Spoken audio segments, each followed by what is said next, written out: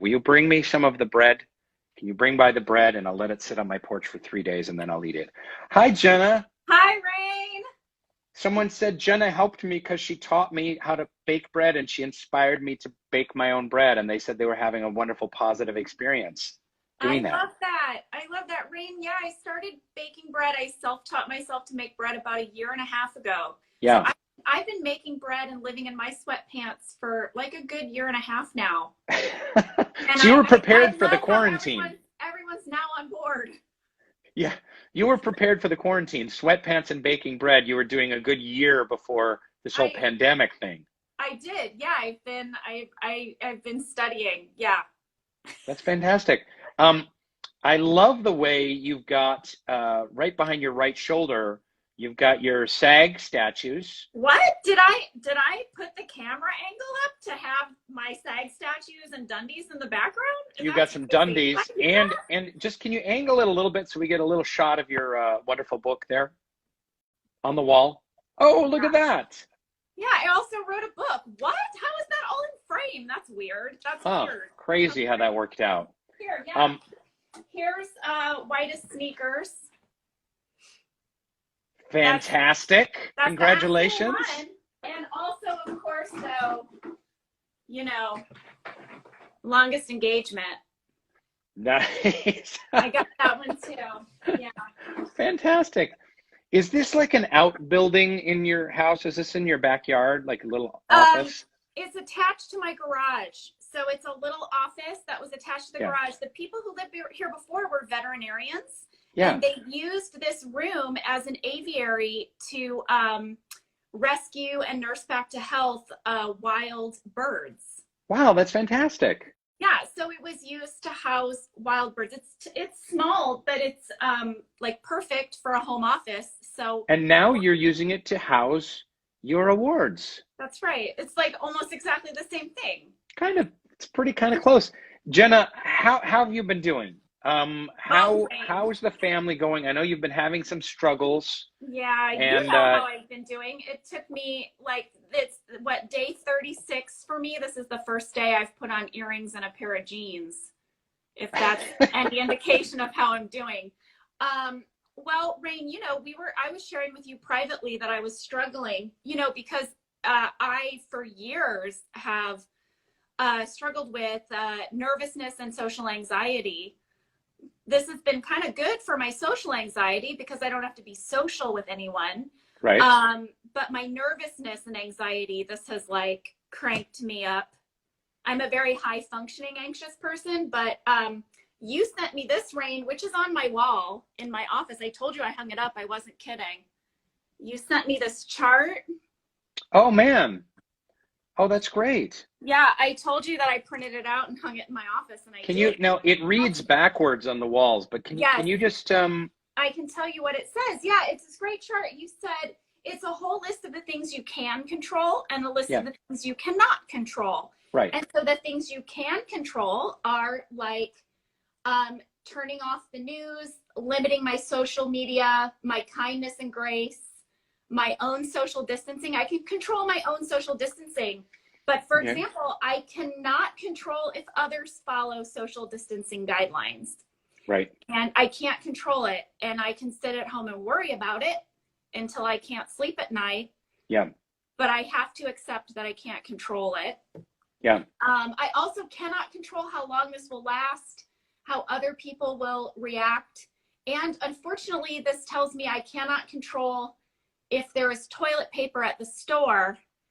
And that is true. I cannot control that.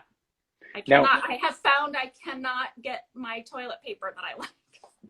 Oh, do you have a brand that you like? Yeah, Rainn, I really love Cottonelle toilet paper, and I haven't had it for a while now. I'm having Cottonelle is the extra plush. It's extra plush. It is extra plush, and you know where I ended up getting toilet paper? What's that? There is so one of the ways that I found to get flour, because I also couldn't find flour for all my bread making. What?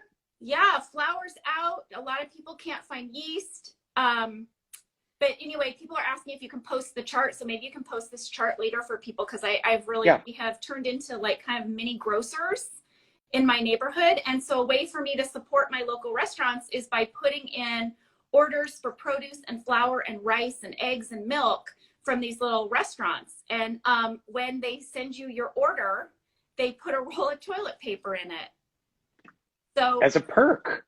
Well, yeah, because they, you know, they also ordered toilet paper for their restaurant that now isn't getting used. Right. So they have anyway, like stacks of toilet paper sitting in the back. Toilet paper that I always used to stick in my backpack whenever I was visiting said restaurant. Well, I took a picture of it for my scrapbook because I thought it was so funny. I had there was like bananas, some red peppers, a bag of flour, and a roll of toilet paper. And picture for a scrapbook? What does that mean?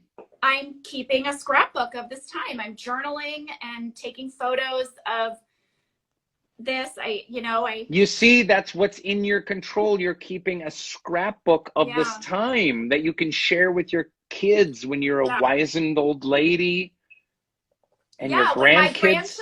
When my grandchildren ask me why grandma has like 90 rolls of Cottonelle toilet paper in the basement, I'll be like, here's why.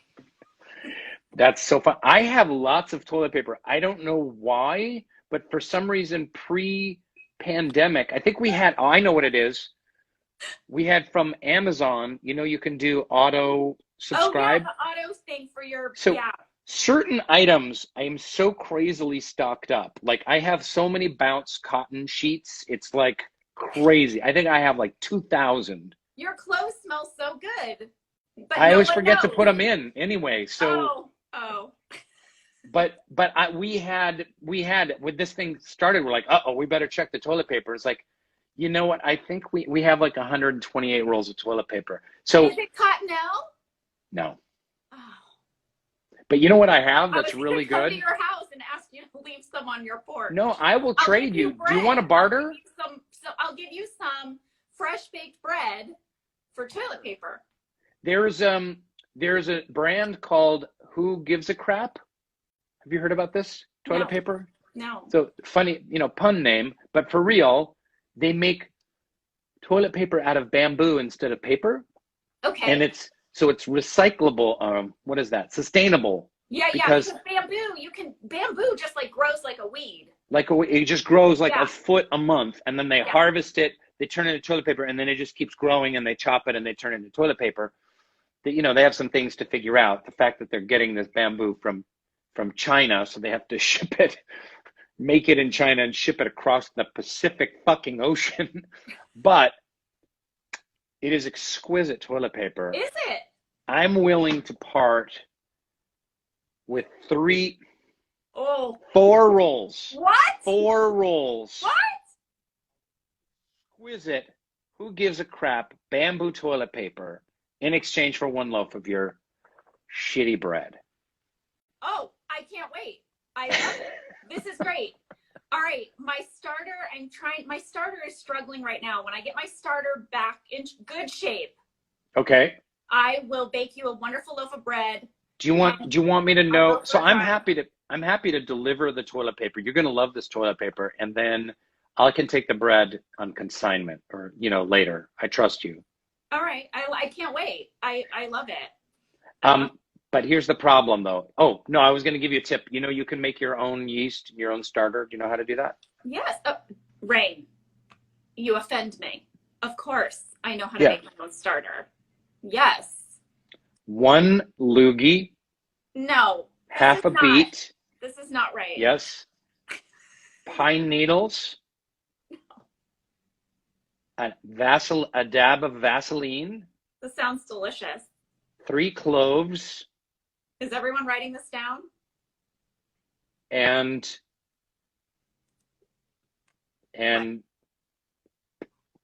that's all I can improvise right now. Oh no! Well, sounds amazing. It was okay. It sounds so good. I can't wait to try that. And so, Jenna, you're a high anxiety person, but you've been baking bread, which has given you solace. And you're giving back to the restaurants of your area by ordering this stuff through them, and you're scrapbooking, which is a very positive, creative thing. What else have you and your beautiful husband been doing? Well, I have been lowering expectations. Okay. So, and being very kind and accepting. So not only lowering expectations of what I'm capable of, but lowering expectations of others. So, you know, I just don't expect that if I write an email that I'll get a response as quickly as I used to, because everybody is, you know, and also just because someone has a good day one day doesn't mean that they're not going to have a bad day 3 days later. Sure. When I talk to people about this situation, a lot of people are saying, oh, well, I'll have these 3 great days and I'll think, oh, those bummer, depressing, dark days are behind me. They're behind me. And then all of a sudden one comes up again. And I'm experiencing that too. So just trying to strip myself of expectations, you know, of myself and of others, and accepting my limitations. You know, just one of my ways of coping with my nervousness and anxiety is I love to be a highly productive person. Yeah, it's same here. Same with me. Workaholic kind of productivity. Yep. And so I have this this desire to clean out my entire closet during this pandemic, but I accept that I might only clean out a single drawer, and I can't beat myself up about my lack of productivity right now. So just stuff like that, just like things like that. But then also noting really simple, easy things that click me into a new positive space, like one of my good triggers, like one of my bad triggers is reading too much news, but one of my good triggers is bluegrass music. So turning on some bluegrass music, I find it very hard to be depressed while listening to bluegrass. Like ding ding ding ding ding ding ding. Hey, chicken central, go up! There's a turkey in a tree. There's a turkey in a tree. Turkey in a tree. Hey, there's a turkey in the tree. There's a fiddle. There's a banjo. Yeah. Ed Helms plays some of that music. You guys should get together, have a listening party. I agree. Steve Martin does too. He's been putting some live banjo up on his Twitter. It's been real nice. That's great. Wow. That's great. So staying away from news and staying close to bluegrass music. That's fantastic. I would never have figured you for a bluegrass gal. Really? Yeah. It's just a little weird. I would have pictured you as being like a early 90s classic rap gal. Okay, I love me some like classic rock. Okay.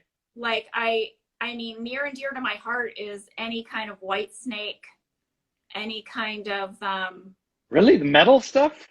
Yeah, that's more. Isn't that kind of classic rock, or is that metal? No, that's the first time I've ever heard Whitesnake and classic rock used together in the same sentence. Oh, I guess they were on the same radio station when I was growing up. Yeah, it's like light hair metal. It's fun. It's from the late 80s, early 90s, probably from your teenage memories of like. Yeah, who sang Pour Some Sugar on Me? What's that band? Cherry Pie, Whitesnake.